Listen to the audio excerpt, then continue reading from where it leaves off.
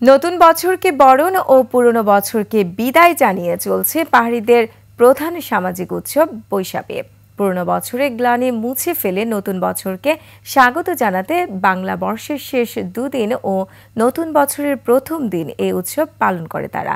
ফুল নিবেদনের মধ্য দিয়ে শুরু হয় এই বর্ণিল আয়োজনের। প্রতিনিধিদের তথ্যচিত্রে ডেস্ক রিপোর্ট। পাহাড়িদের প্রধান সামাজিক উৎসব বৈশাখী। চাকমাদের বিজু, মারমাদের সাংরাই, তনচঙ্গারা বিশু, অহমিয়ারা বিহু এবং ত্রিপুরা বৈশু নামে এই উৎসব পালন করেন। সমতলের মানুষের কাছে এই উৎসব বৈশাখী নামে পরিচিত। বৈশাখীর আনন্দে মেতেছে পাহাড়ের মানুষ।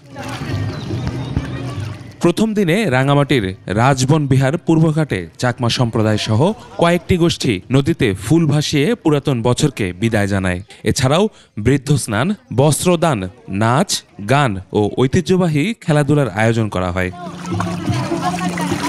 সবার মঙ্গল কামনায় বান্দরবানের সাঙ্গু নদীতে ফুল ভাসিয়ে ফুল বিজু পালন করলেন চাকমা ও তনচঙ্গারা।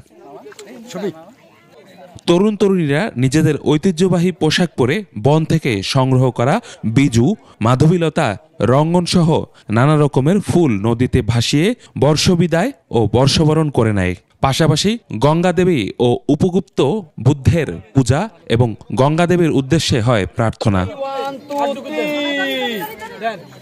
খাগড়াছড়িতেও লেগেছে বৈশাখী উৎসবের রং।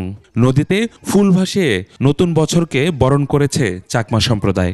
তবে বৈশাখী উদযাপন কমিটির উদ্যোগে খবংপরিয়া চেঙ্গি নদীর ঘাটে আনুষ্ঠানিকভাবে ফুল ভাসানোর কথা থাকলেও তা হয়নি। ইউসুফ হাসান নাইম, 21 টেলিভিশন।